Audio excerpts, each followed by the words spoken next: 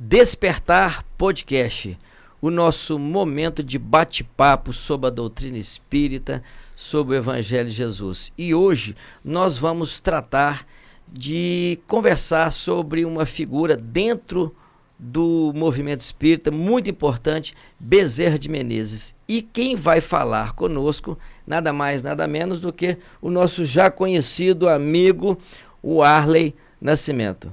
Gostou da convite, meu querido Fabiano? Gostei demais. O Arley estava devendo uma visita aqui, não é? Mas ele acabou cumprindo e veio com a missão maravilhosa de falar do Dr. Adolfo Bezerra de Menezes. Muito bem-vindo, Arley. Mais uma vez, que quem acompanha o podcast sabe que ele já esteve aqui lá nos primórdios, não foi, Arley? No primeiro episódio. Não foi mesmo. Muito bem-vindo, meu amigo. Muito obrigado, Luiz. É um prazer imenso estar aqui nesse podcast que cresceu muito e tem muito a crescer ainda. E principalmente é um prazer falar do Dr. Bezerra de Menezes e a importância que ele teve para o espiritismo no Brasil, né? É isso mesmo. Arley, eu já vou começar a te fazer a pergunta que vai introduzir o nosso bate-papo. Quem foi Bezerra de Menezes e qual a importância dele para o espiritismo? Dr. Bezerra de Menezes, ele é o Kardec brasileiro. Ele é o médico dos pobres. Depois a gente vai destrinchar essa vida dele, como que ele ficou reconhecido como médico dos pobres. Mas ele teve um trabalho muito importante na unificação dos espíritas no Brasil. Esse é o maior legado dele, a unificação.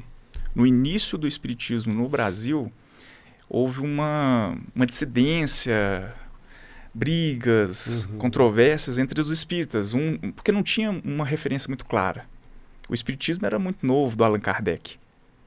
A gente está falando aí 1885, 1886. Então era muito novo, até o Livro dos Espíritos vir ao Brasil, difundir, as pessoas se tornarem espíritas. Então o Dr. Bezerra é essa figura que, por autoridade moral, não só pelo conhecimento, nós vamos ver que o Dr. Bezerra tinha uma inteligência muito acima do normal. Acima da média, né? Muito. Mas por autoridade moral, pela vivência dele, ele foi convocado a presidir o que hoje é a FEB, a Federação Espírita Brasileira. Certo. E aí ele teve que unificar, porque senão o espiritismo ali corria risco. Então legal. Esse é o Dr. Bezerra. Quais as dificuldades que ele enfrentou para essa unificação? Ele deve ter encontrado dificuldades. Muitas. As maiores dificuldades foram, por exemplo, o estudo sistematizado. As pessoas não queriam estudar. Porque o que é o espiritismo? Que a gente pode pesquisar ali a história do Allan Kardec. Eu não sei se vocês conhecem a biografia pelo Marcelo Souto, do Allan Kardec. Vem contando como é que foi o espiritismo, a pesquisa do Allan Kardec e tal. O espiritismo, ele tem muito, naquele início, muito espetáculo, entre aspas, né? Reuniões e tudo. E o pessoal só queria isso. E o doutor espírita, o doutor Bezerra, como espírita, depois que ele se tornou espírita, ele focou muito no estudo. Então, olha a dissidência aí dos outros. Não, eu não quero estudar. Só quero os fenômenos. Eu só quero os fenômenos. Eu quero só a parte divertida, entre aspas. Eu quero só receber uma informação, Doutor Bezerra, não. Ele veio virando a chave, né? Doutor Bezerra, por isso que ele é o Kardec brasileiro. Além de unificar, o Kardec não tinha um lado científico, da pesquisa, das mesas girantes, como magnetismo, tudo. Dr. Bezerra também tinha um lado científico. Dr. Bezerra demorou 11 anos para se tornar espírita. Desde a primeira leitura do Livro dos Espíritos, 1875, que a gente está falando, até ele se tornar espírita publicamente em 1886. Então ele demorou 11 anos porque estudando, verificando, observando. Ele era um médico, né? Ele era da ciência. Ele queria ver a explicação das coisas. Como Kardec. Com Kardec. Então, eu acho que essa foi a maior dificuldade, eu acho que é uma dificuldade que até hoje a gente enfrenta, né? Muitas pessoas querem o espiritismo, às vezes só para receber uma informação, para querer saber alguma coisa, e não realmente para estudar, compreender e acreditar. É uma frase que o Luiz já me falava há muito tempo, antes de eu me tornar espírita, que era isso: você não precisa acreditar. Você tem que estudar e entender. Entendeu? Entendeu, você vai compreender tudo. Acreditar vem depois. Fez sentido, aí é com a consequência. Era isso que o Dr. Bezerra pregava, que é uma coisa que ele institucionalizou ali na Federação Espírita, e até hoje nós fazemos, eu acho que em quase todas as casas espíritas, o estudo sistematizado do Livro dos Espíritos. Questão por questão. Ele que falou, ele que colocou. Temos que estudar. Acabou, começa de novo. Acabou, começa de novo. Acabou, começa de novo. Ele que colocou isso. E outra contribuição interessante que a gente pode ver, e essa é muito interessante mesmo, ele preparou a Federação Espírita e organizou as finanças dela para que ela pudesse andar. Apesar dele não ser um bom administrador para ele próprio, entre aspas. Mas ele isso é um fato, é um fato histórico, tem documentos. Ele organizou as finanças para ela poder andar, existir, porque, né, precisa do dinheiro, da estrutura, do assistencialismo que se faz. Ele organizou essa estrutura financeira também, apesar de não saber muito bem administrar, mas a gente vai saber o porquê. Interessante. Bacana. Aí eu ia te perguntar, mas você já respondeu. Então o Dr. Bezerra, ele não nasceu espírita, né? Não. Eu ia te perguntar se ele era advogado. Então ele era médico, né? Então ele tinha esse fascínio aí pela ciência. Tinha. O Dr. Bezerra, e é muito interessante a história dele, porque a história dele começa com o avô paterno, Antônio de Souza Bezerra de Menezes. Era um coronel do exército da época, lutava pela independência do Brasil. Isso a gente está falando início de 1800. E o avô dele, coronel do exército, era médico prático. Não tinha graduação. Ele não era médico graduado. Era prático. Era prático. É como parteira, sabe? Certo. Vai aprendendo ali, não é médico, mas sabe fazer o parto. Sabe o que tem que fazer? Ele era médico prático. E ele tinha uma questão. Ele não cobrava de quem não podia pagar. Quem podia pagar, ele cobrava. Olha tanto que Deus é perfeito, a gente não precisa nem falar. Mas os fatos mostram. Inclusive, eles moravam, o Dr. Bezerra nasceu numa região que chama Riacho de Sangue, no Ceará. Hoje é Jaguaretama. Hoje é a cidade lá. E foi encontrado relatos da população escrevendo um abaixo-assinado querendo que ele continuasse a exercer a medicina. O avô do Dr. Bezerra.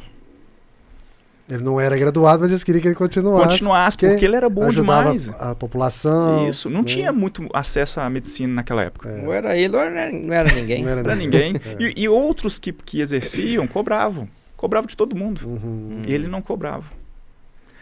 Olha tanto que Deus já preparou o ambiente familiar para que o Dr. Bezerra pudesse florescer. Ele preparou ali a terra. Eu tinha um exemplozinho. Isso. Aí vem o pai do Dr. Bezerra. O pai do Dr. Bezerra, Antônio Bezerra de Menezes. O avô é Antônio de Souza Bezerra de Menezes. O pai é Antônio Bezerra de Menezes. Vem o pai católico. Sabe o que é católico? Que Raiz, que tem. Chão. Que missa no domingo não pode faltar. Tem que ir também nos outros dias, mas domingo de jeito nenhum. E tem que levar os filhos, coloca aquela roupa bonitinha, e vai todo mundo na igreja. Tem que ir. Ele ia junto? E o Dr. Bezerra ia junto. Mas aí, ele e Dona Fabiana, que é a mãe do Dr. Bezerra. Os dois catolicíssimos, mas católicos mesmos. E muito caridosos. Extremamente caridosos. O pai também? O pai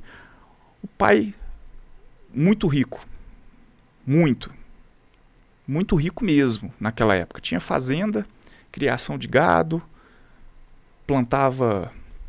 Coronel da época. Coronel. Só que também era do exército. Também, né? Também. É.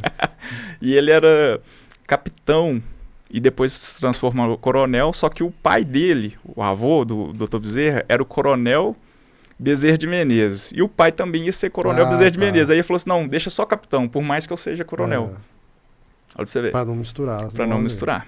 E era uma família muito influente na política também. Muito, sim, muito, comum. Muito. Era uma família muito rica comum, e tal. Agora, olha que interessante. Eles tiveram 7 filhos. O Dr. Bezerra é o mais novo. Caçula. O caçula.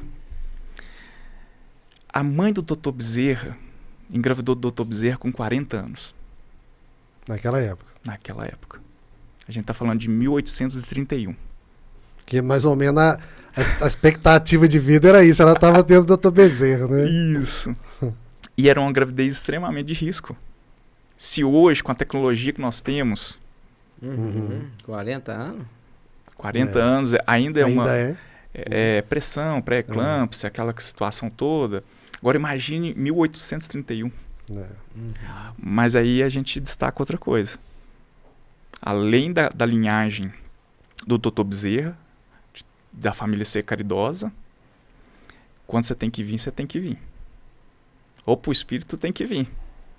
Pode estar com 40 anos ou não, mas ele tem que vir. Ele tem uma missão a cumprir. Sim. Então ela engravidou, teve ele, poderia ter algum problema na gravidez, não, um menino saudável e inteligentíssimo. Inteligentíssimo. E o pai muito caridoso. Como? Doava para as pessoas. As pessoas pediam emprestado, ele emprestava, mas não pagava. Pedia doação, ele doava. E assim fazendo. E tinha muito dinheiro. Muito, muito. Tão rico, que é interessante isso, que ele formou os 2 filhos mais velhos em direito. Só tinha 2 faculdades de direito no Brasil na época. Uma em Fortaleza e uma no Rio de Janeiro. Então imagina o acesso a essa faculdade. O pai do Dr. Bezerra tinha condições de colocar os filhos lá. Então formou... 2, né? Deixamos claro. Né? 2 filhos, olha pra você ver. E um terceiro, fez 2 anos de direito. O Manuel Soares formou, é o mais velho. O Tófilo Rufino formou, virou advogado. Aí, na hora que os outros vão estudar, o pai quebra. Vai à miséria. Por que quebrou? Porque deu tudo pros outros. Deu tudo pros outros. Como que nessa linhagem de caridade, Dr. Bezerra ia ser diferente? Como? Ainda que o espírito... Já herdou isso, né? Não tinha como. Tinha exemplo. E aí o pai, olha que interessante. O pai do Dr. Bezerra vira e fala o seguinte. Chega para os credores. Deus é perfeito. Olha, gente, eu vou repetir essa frase muitas vezes. É só para a gente destacar e dar ênfase. Mas é uma frase que não precisa ser falada, né? Deus é tão perfeito que o pai dele fala assim, opa, tudo que eu tenho, eu devo. Então vou nos credores. Chegou para os credores, ó, vocês podem ficar com tudo. Os credores dele. Os credores dele. Pode ficar com tudo. O que eu tenho não dá nem para pagar, então vocês podem pegar tudo. Os credores falaram, não, a gente não quer não. Olha para você ver. Você pode continuar morando lá. Quando você tiver dinheiro, você paga a gente. Olha isso, hein? Pois é. Olha eles só. Conhecem ele, sabia da beatitude E dele. ele presenciando né? isso tudo, né? E o Dr. Bezerra presenciando. O pai dele ficou pobre na adolescência do Dr. Bezerra.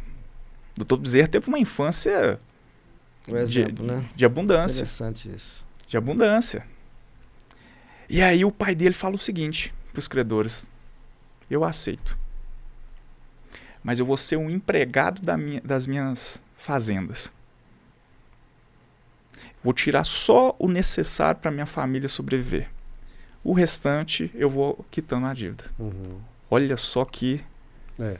sabedoria, né? Que sabedoria. Que entrega, né? Então, Dr. Bezerra, nós temos que realçar isso. Ele tinha uma linhagem de caridade. Ele escreve no Reformador, ali por volta de 1887, 88, sobre o tanto que a mãe era caridosa. Por que eu falei de avô paterno, o pai, e deixei um pouquinho fora a mãe? Porque a época as mulheres eram mais excluídas. Uhum. Era uma época de machismo e etc. Tanto que a irmã, tem uma irmã que chama Maria, Dr. Bezerra, ela tinha o título de Cofre da Caridade na região. Olha para você ver. Era a família toda, né? A família toda. Era envolvida na caridade. Aí ele tinha um irmão Tófilo, né? Tem o Manuel Soares, que é o mais velho. O Tófilo Rufino se transforma em um advogado. Aí tinha aquele probleminha de família, né? Era um advogado que não cobrava de quem não tinha dinheiro. Pois é. Aí. Aprendeu com quem? Então essa família já veio com um compromisso nessa área da caridade. Já. Que já aprendeu lá atrás com o avô, Já, que era coronel. Né? Já veio. Então, os espíritos afins, o Luiz colocou muito certo, e o Fabiano relembrou aí sobre o avô, os espíritos afins estavam todos ali. Sim. Para um objetivo maior, orientar o Dr. Bezerra. Uhum. Olha isso, hein? Ele era o mais preparar. novo. Ele era o mais novo, então toda a referência que ele tinha, avô, pai, mãe. Olha como é importante isso, né? Hoje é tão atual, né? Tá tão necessitado dessas referências, né? Das referências. O que a gente vai transmitir para os nossos filhos? É. Eu acho que é essa a essência do estudo da vida do Dr. Bezerra. Porque o missionário, o Dr. Bezerra era um missionário, tinha uma missão a cumprir, o espírito dele, ele não é perfeito. Ele pode cair. Uhum. O Jorge Elahá fala isso aqui sobre os missionários, sobre as pessoas. Eles não são perfeitos. Uhum. Eles podem cair. Mas Deus elaborou ali um planejamento reencarnatório tão perfeito para ele caminhar onde ele tinha que caminhar. Pelo menos para ter um alicerce, né? Para ajudar. Exatamente. E você acredita, Warley, pelas suas pesquisas aí, que foi a partir daí que ele começa a atender a população pobre e é reconhecido como médico dos pobres? Conta para nós aí. Claro. Ele decide estudar medicina. Por causa de quem? O avô paterno, que era médico prático. Tá vendo? Os irmãos eram advogados. Ele decide estudar medicina. Também a afinidade. Mas a referência do avô. Sim. E aí ele resolve ir para o Rio de Janeiro. Cursar medicina lá. Só que com que dinheiro? O pai quebrou. Pede emprestado aqui, ajuda ali. Eu te pago depois, se puder. Tal. Juntou um dinheirinho. Vem para o Rio de Janeiro. 1851. 19 para 20 anos. Veio de navio. Tal. Chega com dinheiro contado para fazer a matrícula na Faculdade de Medicina. A hora que ele vai fazer a matrícula, ele chega atrasado. Já não tinha jeito de fazer. Só o ano que vem. Nossa. Cadê o dinheiro? Ele fica tão desolado, que ele senta nas escadas da faculdade de medicina e começa a chorar. Agora vocês vão se surpreender. Isso é relato histórico. Tudo que eu estou falando aqui tem dados, tem documentos. Ele começa a chorar, menino de 19 para 20 anos. Ele nasceu em 29 de agosto de 1831. Isso era o início de 1851. Começa a chorar tal, e uma menininha aparece, uma menina de 9 anos, brincando ali, ó, na frente ali da faculdade. Essa menina vai brincando, olha pra ele e fala assim: ô moço, por que você tá chorando? Aí ele conta. Pra menininha. Ele conta pra menininha. Vai ser você mesmo. Vem cá, vou desabafar com você. Não tem mais ninguém. Minha família tá toda no Ceará. Tá longe, vem cá então.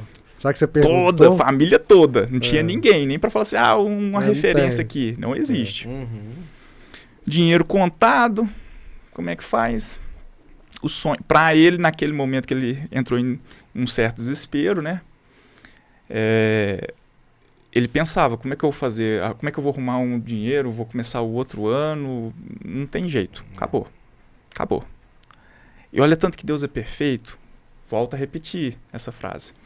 Que o pai dele quebrou, não tinha dinheiro. Pegou o dinheiro emprestado, doado, tal.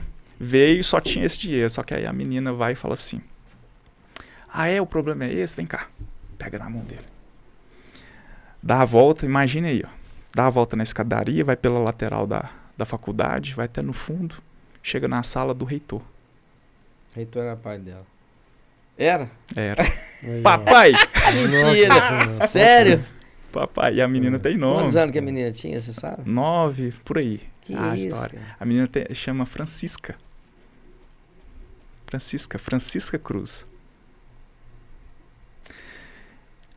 Papai. Contou a história. E quem tem filho sabe, né? O que é um pedido de um filho? Um pedido de um filho Como é que faz? Pois é. O reitor, não, vou te matricular. Mesmo? Matriculou. Essa menina teve o apelido na história do Dr. Bezerra de Anjo Loiro. Olha isso. Anjo Loiro. E o interessante que depois foram ver o registro, ela se casa mais velha com um espírita que frequentava. Olha pra você ver tanto que as coisas estão conectadas. Então, de tudo na vida do Dr. Bezerra, como que ele deixa... Ele não pode ser caridoso. Como que ele não seria? E ele foi político também? Foi. Ele se forma médico. Na formatura, ele encontra o amor da vida dele, que é a esposa. Se casa, porque eu vou chegar na política. Se casa com ela, tem 2 filhos. O Adolfo Júnior e o Antônio. A esposa vira e fala assim: você é bom demais, médico. Ele virou tenente do exército. A família toda do exército. Porque ele era cirurgião do exército. Quando ele formou de medicina. Ele era o melhor cirurgião do Rio de Janeiro. Fazia muita retirada de cálculo renal. Agora imagine se nessa época. A gente está falando de 1857. Você tá doido. Operação de cálculo renal naquela época. Como é que faz? Então, a habilidade do cirurgião, ela que definiria a vida da pessoa. Hoje é uma cirurgia simples. Hoje nós temos tecnologia e tal. Aí ele vira o médico e a esposa dele vira e fala assim: mas você é muito bom porque você está atendendo sem cobrar de quem não podia pagar. Quem fazia isso? Né? E ele montou uma clínica, que hoje seria um hospital, com um colega de sala. O colega de sala era rico. Só que o Dr. Bezerra era o melhor médico. Então, nós vamos fazer uma clínica aqui em sociedade.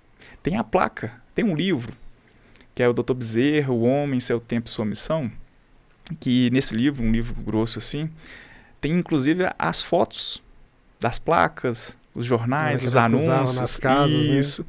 Só que aí ele teve que sair dessa clínica, porque estava dando prejuízo.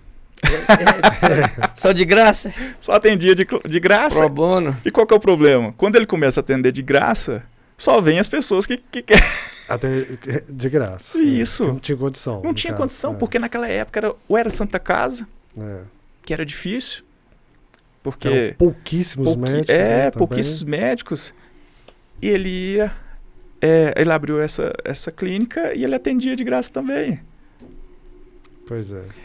E uma coisa importante a se falar aqui, antes de entrar na política... Mas ele era espírita nessa época, não, né? Exatamente. O Luiz leu minha mente aqui agora. Mas eu tenho essa capacidade mesmo. Você não notou ainda, não? Dr. Bezerra era católico. Porque eu falei das Santas Casas, foram importantíssimas para a saúde no Brasil. Ainda hoje. Ainda hoje. Mas naquela época ela era mais regida pela igreja. Sim. E o Dr. Bezerra, com toda a tradição católica. Então, o catolicismo ensina a caridade também. Não é privilégio de nenhuma religião a caridade. Com certeza. É como a pessoa exerce aquela religião que é o diferencial. Porque todas são boas. Ele era católico. E aí a esposa dele, vendo que as pessoas gostavam muito dele, só que dinheiro não tinha. Uhum. Aí era amor mesmo, né? Aí era amor. De verdade. Tá raro isso, hein? As pessoas... E as pessoas gostavam muito. Por que você não vira político? Você pode ajudar. E ele ficou relutante. Mas vou ser vereador do Rio de Janeiro. Candidatou, ganhou. Não tinha como. Virou político. Dos bons, né? Vou deixar claro. Excelente. Aqui, né? Excelente. Ele foi político, deputado. Isso. Foi vereador, foi presidente da Câmara. Naquela época, o presidente da Câmara equivale a hoje como prefeito do Rio de Janeiro. Olha pra você ver. E foi deputado. Deputado federal. E como deputado federal, como essa ascensão, ele continuava a ajudar e aproveitava da política para poder ajudar? Como é que era? Muito. Eu vou colocar duas questões aqui. Sabe o direito... Eu não vou lembrar de cabeça aqui quando que foi promulgada a PEC que reconheceu o direito das empregadas domésticas. Eu acho que foi 2013, por aí.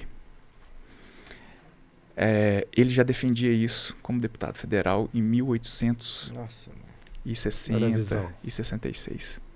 Sabe qual que era uma preocupação dele na época? Ecologia. Olha só. Ele já preocupava. Além do tempo mesmo. Ele já preocupava com a poluição da Baía de Guanabara. Nem tinha tanta poluição assim. É onde eu falo, esses espíritos... Ainda podia nadar lá na época, né? Já podia, só que ele já estava preocupado. Já estava vendo que agora não ia poder, né? Exatamente. Ele veio então para alavancar um progresso da humanidade com sua, né? Com essa visão. Ele era defensor da abolição da escravidão. Olha para você ver. Visionário. Porque foi 1888, né? Isso. Que foi abolida, né? Abolida. Então ele era defensor há 20 anos antes. Então ele teve uma ascensão.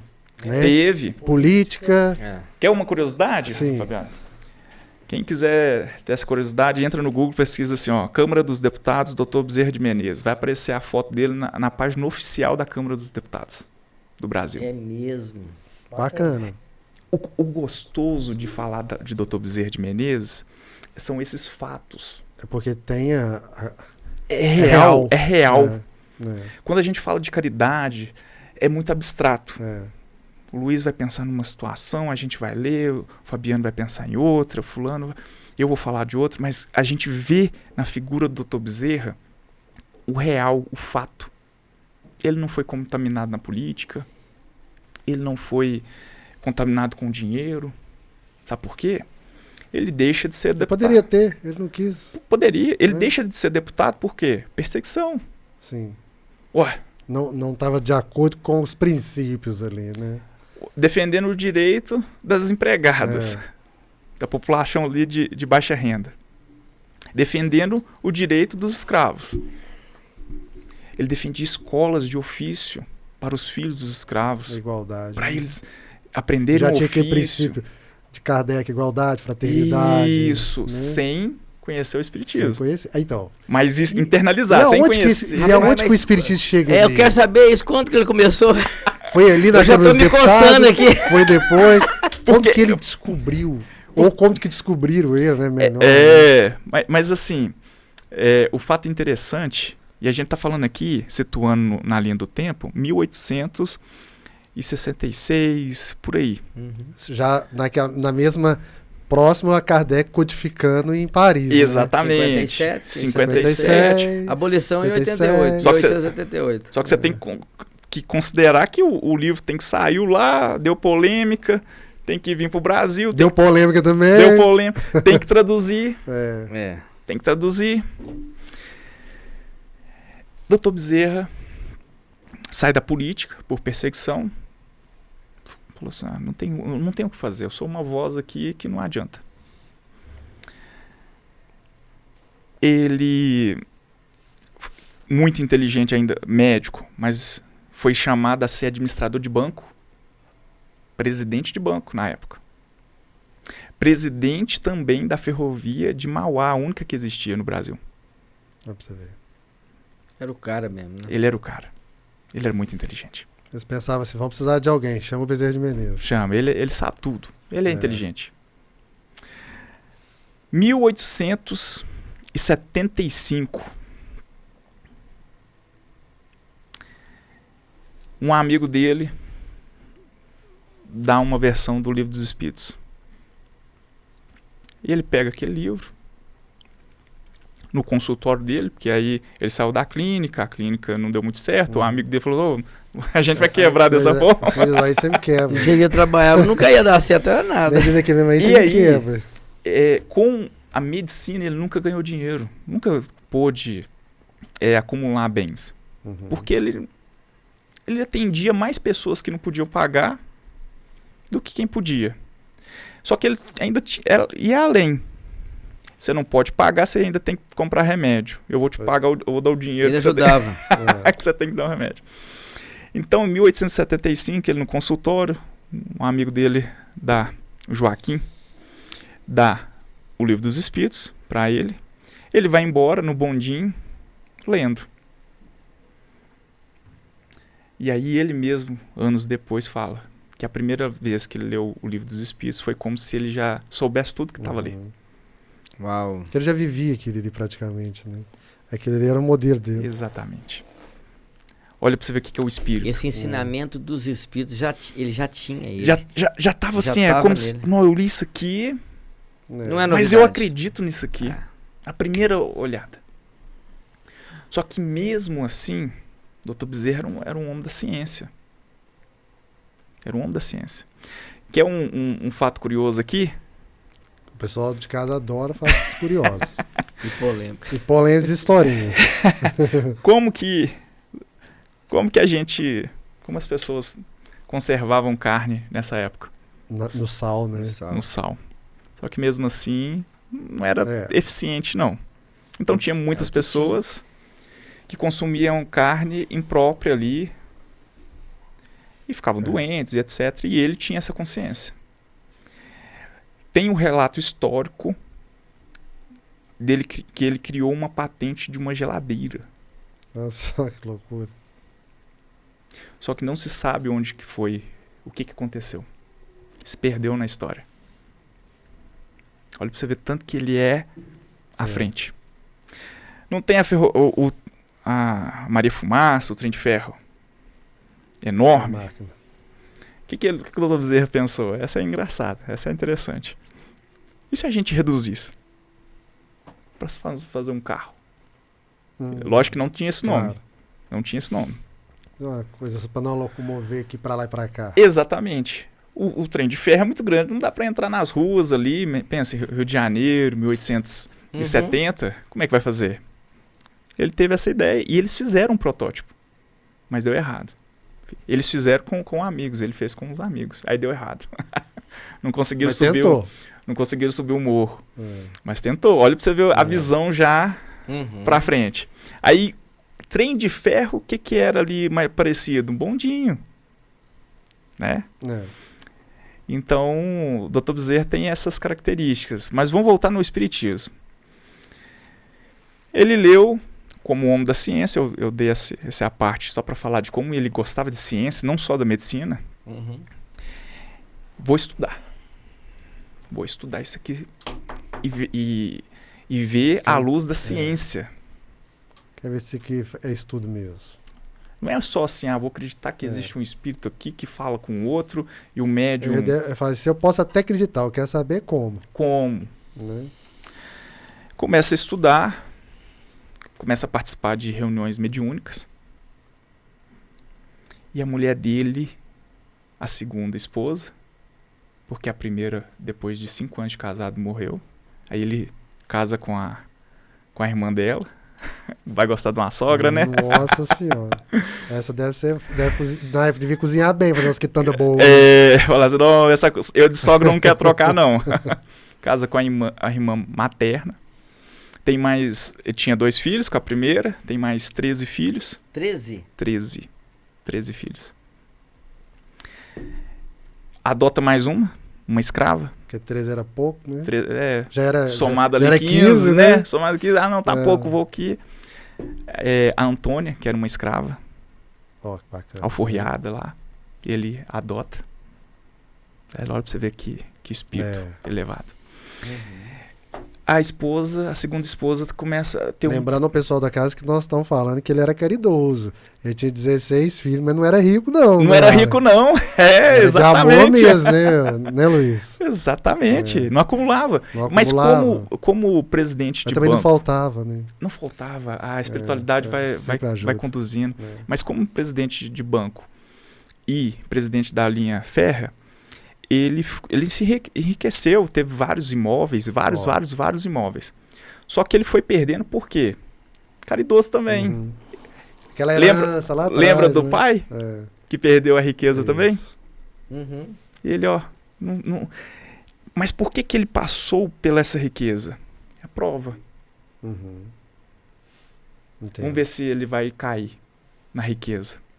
Não alterou o espírito dele. Não alterou.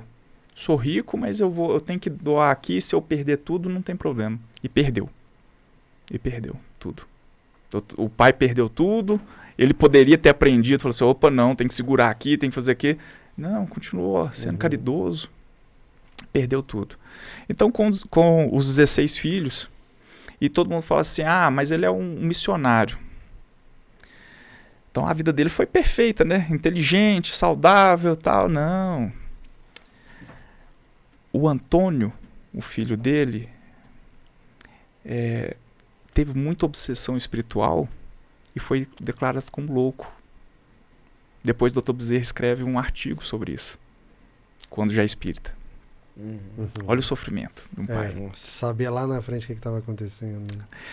E aí, ele passa 11 anos, mas aí eu estava falando da esposa, da segunda esposa. Ela estava doente e ele participando das reuniões mediúnicas. E ele, como médico, não achava a cura, mas todos os amigos médicos também. E ele achava que o problema era tuberculose. Aí já estava pro fim da vida. Vou perder a segunda esposa. Numa reunião mediúnica, um espírito fala para ele assim, sua esposa não tem tuberculose. Ela tem um problema no útero. Vou passar a receita aqui de um medicamento homeopático. Dr. Bezerra pega. Não tinha muito recurso. Vou testar. A esposa cura. Opa. Tem alguma coisa aí.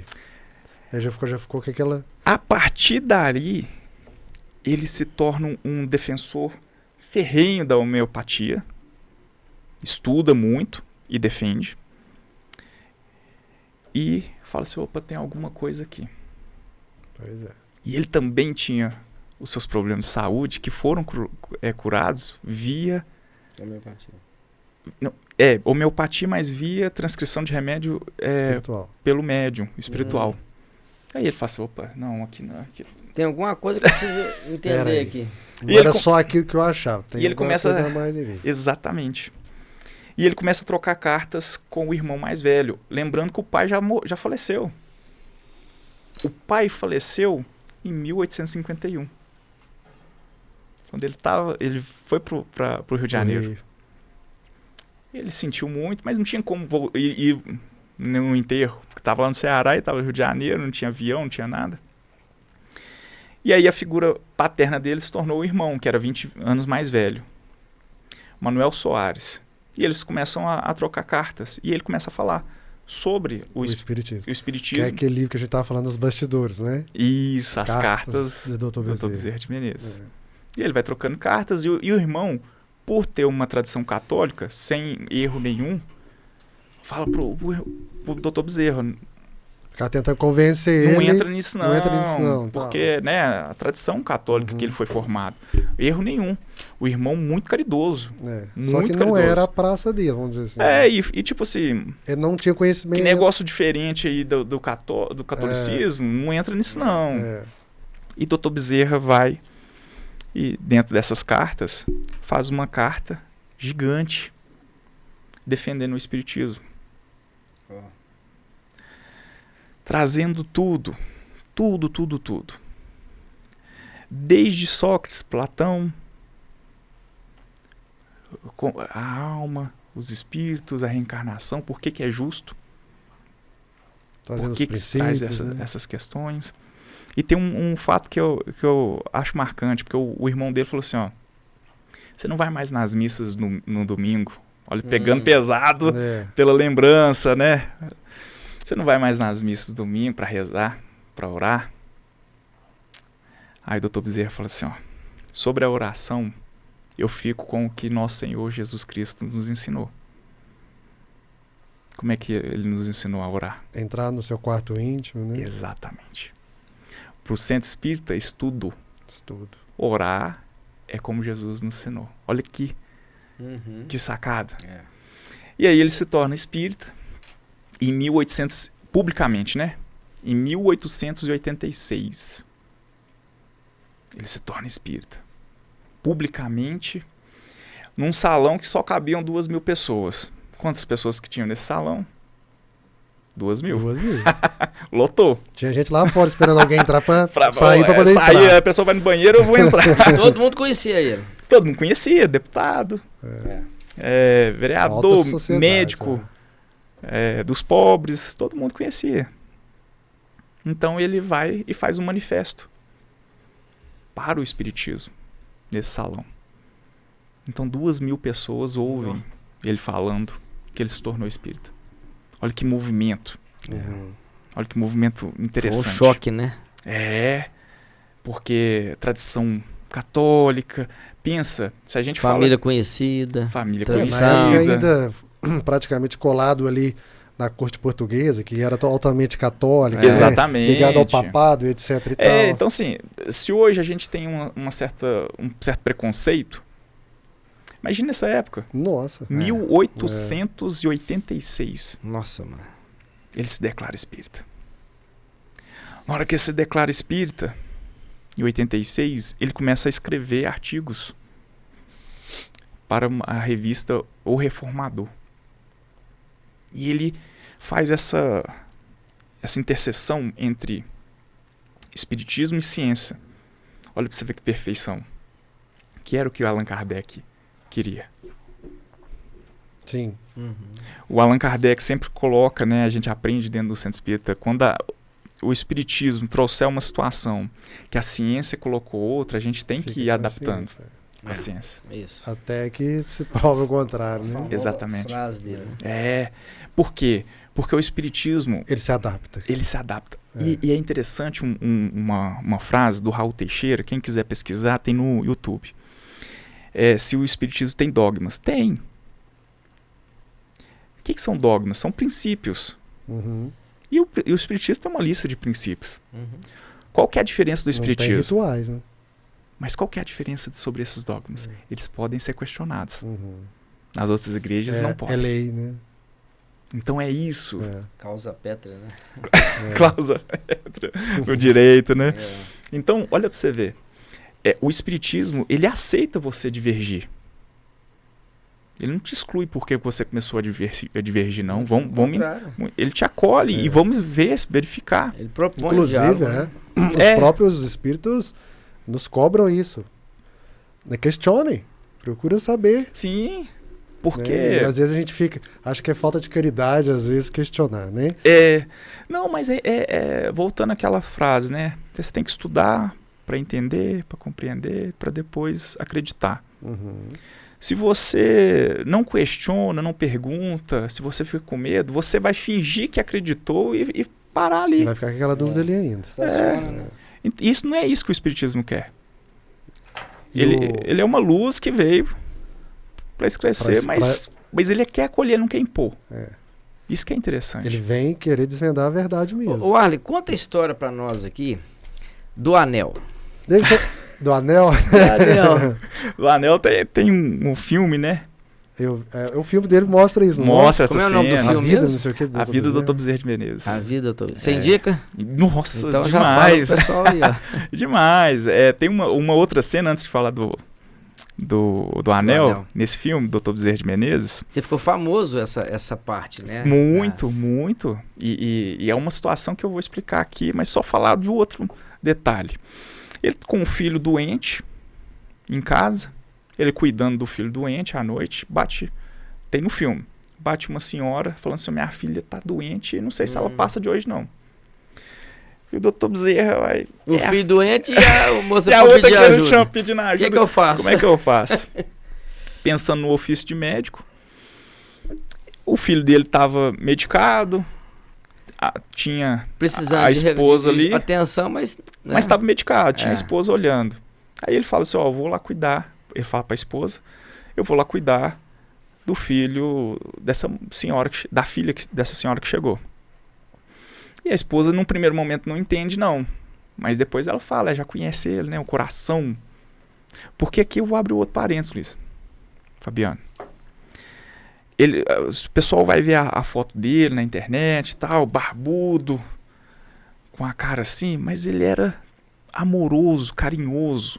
Ele colocava apelido em todo mundo. Todos os 16 filhos tinham apelido. Os irmãos. Ele era amoroso demais. Tinha 1,60 m. Mas ele era imponente, né? E aí ele vai socorrer a filha dessa senhora. No momento que ele sai, mostra no filme, o filho dele melhora. Olha que loucura, né? Olha como Deus é. O teste. O teste. Ele foi fazer a caridade. Voltou. Deus coloca. Aí, sobre o anel. O anel de formatura da medicina não era dado a todos os médicos, não. Hoje é.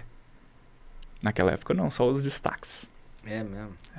E ele foi um destaques. Inteligentíssimo. Ganhou o anel.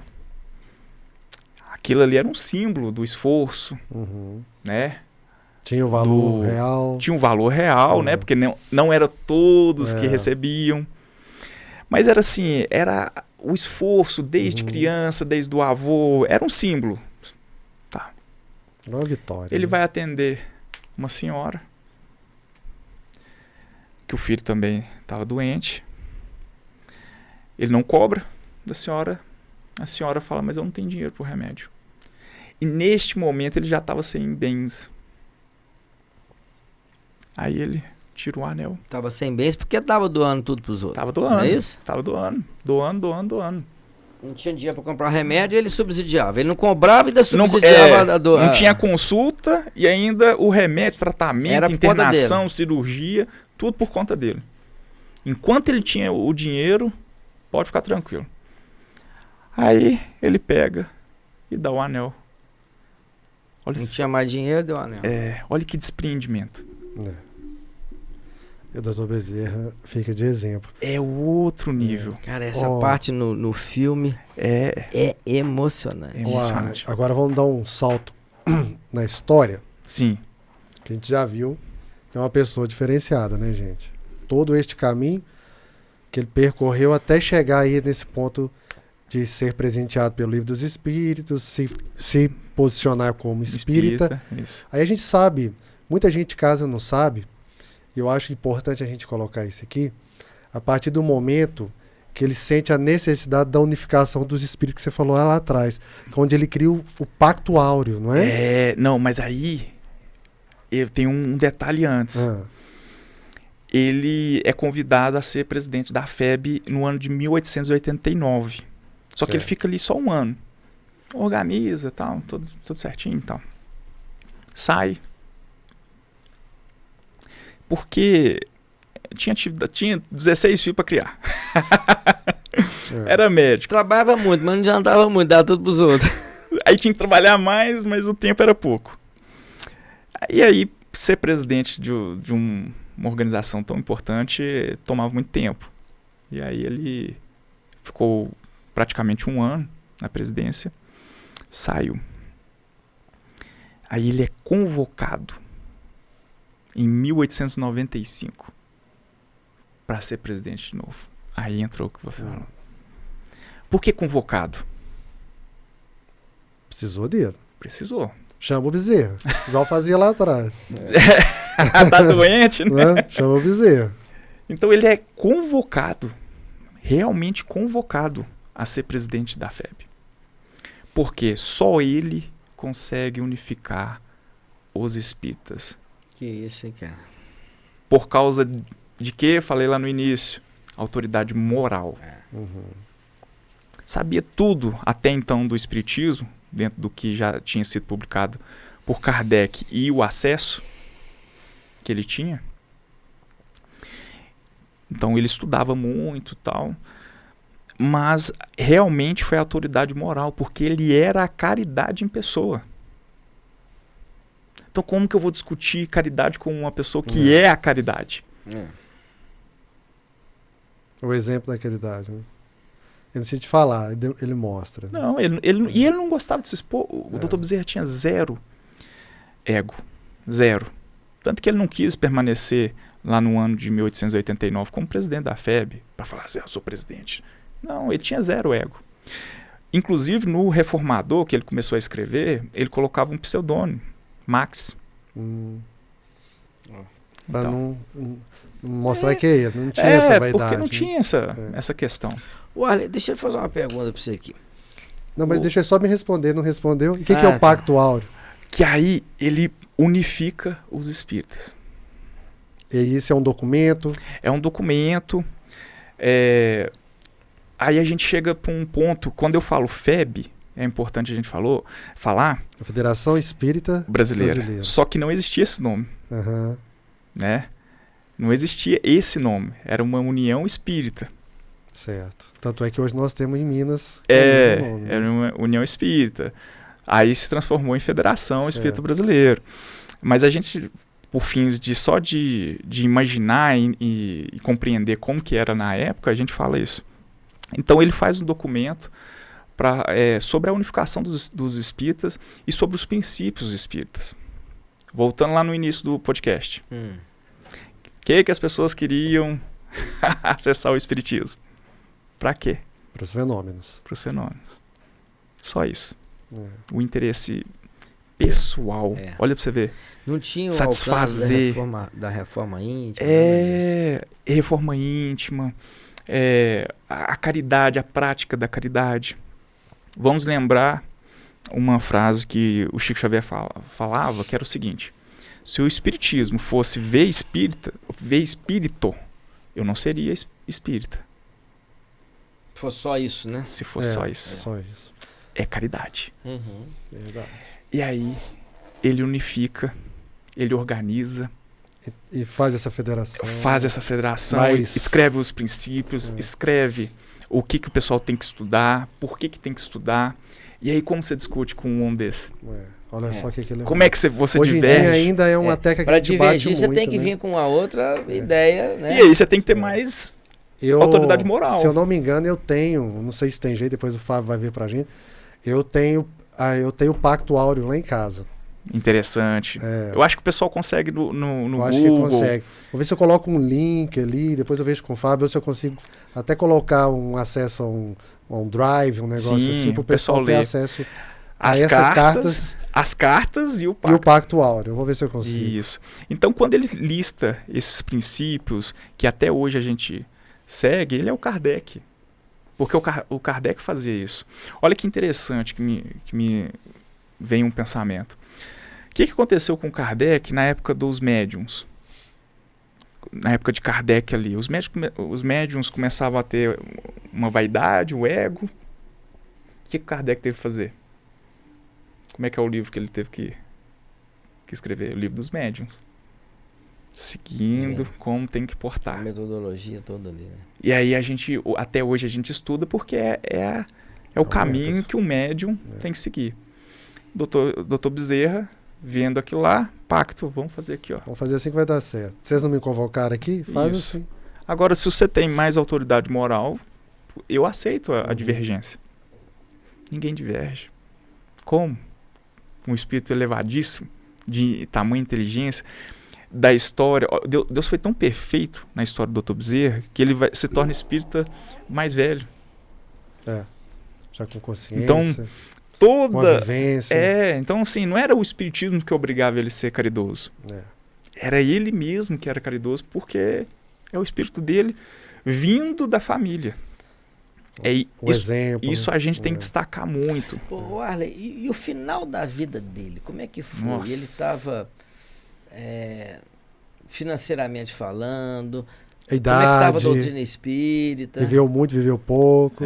Porque a história dele, realmente, no tempo que a gente tem aqui, é impossível. Impossível, porque tem muito mais coisa. Tem muito né? mais coisa. Como é que foi essa parte aí? Aqui é uma sinopse da vida dele pro pessoal de casa. Dá pra fazer parte 2, parte 3, 4, 5, porque dá pra destrinchar cada caso. Como ele político, como presidente da FEB e tal. Mas olha só. Ele já não tinha bens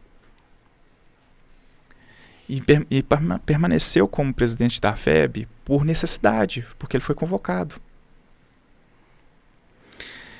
Então, ele começou a morar de favor. Eu sempre brinco assim, médico hoje ganha dinheiro. Imagina naquela época, onde tinham poucos médicos, e ele doou tudo, os bens todos. E ele começou a morar de favor. Ele começou a sobreviver de cesta básica. Nossa, mano. Olha só. Ele começou a sobreviver daquilo que ele... E clinicando, não deixando. Mas não, como é que ele não sentia no direito de cobrar de quem não podia e nem deixar de atender quem não podia pagar.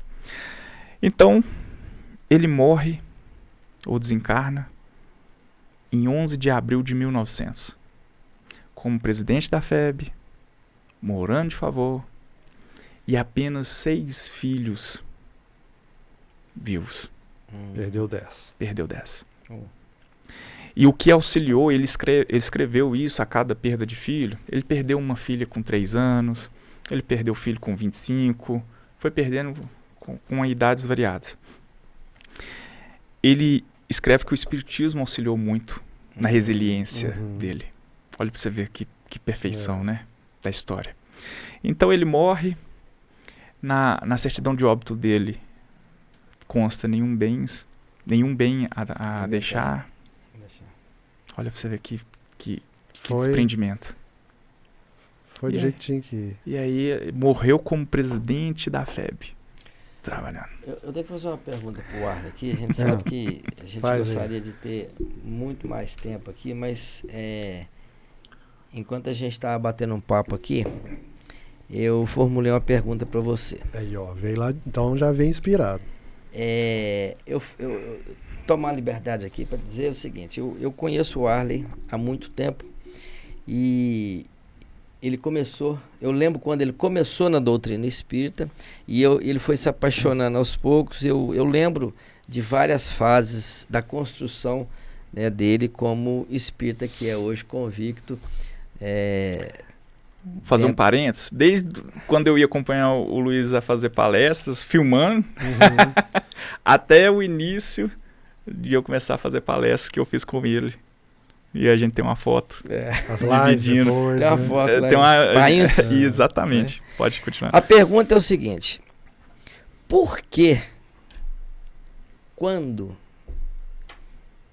e como você se identificou com a figura do Dr. Bezerra e resolveu estudar a vida dele e passar a divulgar nas casas espíritas diversas que tem aqui ao redor de Formiga, que sabem da sua simpatia, do seu conhecimento desse espírito de luz, E como é que surgiu isso? E conta um pouquinho aí dessa... Porque a vida dele a gente teria que ficar mais tempo. Sim. Mas a gente não poderia fechar o nosso episódio sem que eu pudesse te perguntar o que aconteceu que te despertou, aproveitar o nome do nosso podcast. Exatamente. Para conhecer e falar da vida e divulgar. Essa foi boa? Essa foi ótima. Nossa, e eu começo a puxar na memória aqui, a primeira vez que eu falei dele, que eu tive que estudar a vida dele para falar numa palestra, foi em Pains, foi de improviso. Então a dona Ângela, que é a presidente do Centro Espírita, falou, vem aqui no dia 11 de abril, que é o dia do desencarne dele, falar do Dr. Bezerra. Tá, vou pesquisar. Vou assistir o filme, vou pesquisar. Porque o Dr. Bezerra não é tão falado. Tem outros ícones do espiritismo. Arigó tem um filme, mas não é tão falado. Então, assim, tem outros ícones que a gente não fala tanto. Barçanufo. Uhum. A gente fala mais de Chico Xavier, de Valdo Franco, Haroldo, Raul Teixeira, etc. Uhum. E aí eu pesquisei. Na hora que a gente lê e entende a vida do Dr. Bezerra, eu fiquei assim impressionado. Eu falei assim, ele é o homem de bem. Lá no capítulo 17 do Evangelho segundo o Espiritismo. Tudo que ele faz, tudo que ele viveu, ele é o homem de bem. Como a gente deve viver. E aí, e o interessante é que a espiritualidade trabalha tão bem, que a partir dessa primeira palestra que eu falei sobre o Dr. Bezerra, vieram outras. Tá vendo? Mas a segunda que eu fiz foi no SEARC, que não era aqui. Uhum, era na outra sede. Aí eu fiz no SEARC, a partir dali me chamaram para fazer também, né? No evento que o pessoal veio de Uberaba, Uberlândia. Fiz ali foi 2 horas de palestra. Franklin, né? Exatamente, foi 2 horas de palestra. Só que aí na hora que eu terminei o pessoal, não, pode continuar. Eu falei, não, tá programado. E então eu comecei a fazer nas outras casas espíritas, Lázaro, Pimenta, porque Kiwi. É o seguinte, a gente às vezes quer falar de um assunto, e a doutrina espírita nos dá aí uma gama muito grande, né? Mas você gostou e estuda até hoje. Estudo. Qual o livro que você indicaria para o pessoal ler, filme? Aproveita seu momento. Eu indico realmente esse livro, Dr. Bezerra de Menezes, O Homem, Seu Tempo e Sua Missão. Porque mostra o fato histórico, a prova de que ele viveu,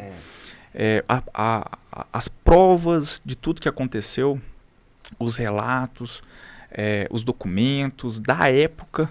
Então foi um trabalho muito bem feito pelo Luciano Klein, que é o autor do livro. Ele é um historiador espírita. Então eu indico, porque quando a gente vê assim, o Chico Xavier, ele era um médium, e talvez a gente não se identifique tanto, porque nós não somos. Uhum. Agora o Dr. Bezerra era um católico, como muitos de nós fomos e tivemos a tradição. E então isso impressiona muito. Ele teve uma criação católica, como nós. Então a identificação descobriu o espiritismo, era caridoso. A gente consegue ver que a gente também pode, se quiser. É um esforço, né? Lógico. Aí depois a gente pode fazer um episódio das reencarnações do Dr. Bezerra. Do mundo espiritual que dele, existe um livro. Também. Então, sim, o mundo espiritual, que é famoso pelo Chico Xavier, os relatos. Tem um livro ali que eu já vi, que as pessoas podem ler, do Chico Xavier por Humberto Campos, que é o Brasil, Coração do Mundo, Pátria do Evangelho. Tem o Dr. Bezerra lá nesse livro. Aí, em espírito. Fica a dica. Em espírito. Então, assim, eu acho que é importante, não só espíritas, conhecer a vida do Dr. Bezerra, mas como inspiração. Como outras pessoas, a gente pode, eu propondo aqui, a gente pode fazer um episódio de Madre Teresa. Pode, perfeito. Irmã Dulce. Tá convidado. Pode vir, que dia. Mas eu quero saber o seguinte, a sua identificação com ele. É espiritual, né? É espiritual. Quando eu conheci a história do Dr. Bezerra, eu conheci ele pelo mundo espiritual. Eu não conheci pela vida, igual a gente está falando aqui. Hoje a gente vem falar da vida, né? Vida dele enquanto encarnado, né? Mas eu conheci pelo o espírito do Dr. Bezerra. E depois me veio querer saber, né? Quem Sim. é esse, né? Tal. E se não com todo esse conhecimento do Arlen, mas a gente tinha também a curiosidade de querer saber o porquê que se tornou esse espírito tão cheio de luz, né? E que nos ajuda tanto, que nos acolhe tanto. E isso fica para um próximo episódio, né? Falar sobre a vida espiritual dele. Só um negocinho, claro, rapidinho, que chama mais atenção, porque você falou do espiritual. O que chama mais atenção para mim também é o compromisso que ele teve com Jesus. Porque em uma outra reencarnação ele era Zaqueu. O pessoal de cá já está ficando curioso. E Zaqueu fez o quê? Qual o compromisso que ele fez com Jesus? E ele cumpriu a risca. De doar tudo que tinha em dobro por aqueles que ele já tinha feito algum mal, porque né? ele era o cobrador de impostos. Então, ele cumpriu a risca. São duas coisas que eu falo quando eu falo do Dr. Bezerra. Você destaca. Que eu destaco e me impressiona muito. Primeiro, é a responsabilidade de nós como pais, amigos, de conduzir, igual eu trabalhava com o Luiz, ele me conduziu ao espiritismo, me mostrou sem imposição nenhuma, só conhece, me ajuda, me auxilia aqui, e eu fui por mim mesmo, eu gostei. Então, a condução que a família do Dr. Bezerra teve para ele, na caridade, e essa questão do compromisso que a gente faz com Jesus e que a gente talvez não cumpra, mas ele cumpriu à risca. Aí tá realmente a grande prova da luminosidade, né? Dessa personalidade. Show de bola. Eu falei que era para convidar ele, que ele manda bem nesse assunto. Você ficou temando? Não, fiquei temando nada. Eu tô querendo chamar, ele já tem muito tempo, mas ele é liso, viu? Antes de eu sair daqui, já marca uma data. E o pessoal de casa vai colocar aqui nos comentários o que vai ser o nosso episódio com o Arlen. Se vai ser sobre o mundo espiritual, com o Dr. Bezerra de Menezes, que eu acho que é uma história boa demais, muito boa, excelente. Né? Ou se a gente vai falar assim de mais algumas obras dele, como presidente da FEB, né? Tem muito assunto, né, Tem muito assunto. Escrevam aqui no comentário. Ou de outros ícones. Madre Teresa, que é o mesmo nível espiritual. Madre Teresa, Irmã aproveita Dulce. Que nós pegamos ele no laço aqui e está disposto. Coloque aqui se querem ouvir falar de mais algum ícone aqui de pessoas que praticaram a caridade na sua vida. Exatamente. Né, que se destacaram de forma caridosa. Exatamente. Arlen, nós estamos chegando ao final do nosso programa. Infelizmente, mas já fica o convite aqui para você voltar. Eu tinha um monte de perguntas para fazer, não vou fazer, não? Não? Vai fazer, mas se a gente fizer tudo agora, ele não volta. Ah, entendi. Ele não volta. Vou guardar esse papelzinho aqui. Guarda aí.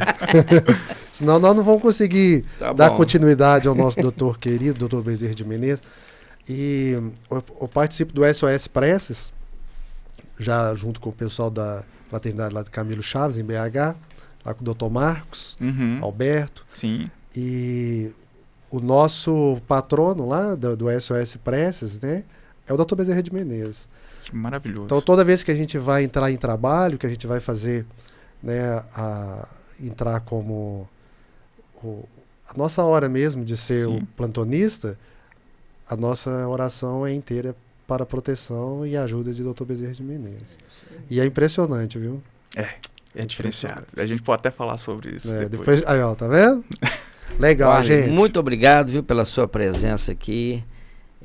E você falou de uma forma assim, além de muito simpática, muito leve, e conduziu aí pra gente uma história que realmente envolvente, né? E a gente sabe que a história dele, o tempo que nós temos aqui é pouco para a gente poder falar mesmo dos aspectos principais, mas acredito que o pessoal vai gostar muito desse episódio aí, e o importante é a gente começar a despertar nas pessoas o interesse para estudar algumas personalidades importantes aí que contribuíram muito para o progresso espiritual, contribuíram e contribuem Sim. para o progresso espiritual da nossa terra. Muito bem. Mais uma vez, meu irmão, abraço. Volte mais 319 vezes para a gente poder continuar a dar sequência aqui nesses assuntos tão bonitos, né? De pessoas tão maravilhosas. Deixo meu abraço. E pro pessoal de casa também, aquele abraço. Se gostou, curte aqui esse episódio. Comenta aqui, então, qual que nós vamos assistir com o Arley na próxima vez. E contribui aí, se inscrevendo no canal, compartilhando para os entes queridos aí que gostariam de conhecer essa história tão maravilhosa. Um forte abraço a todos e até o próximo Despertar Podcast. Um abraço.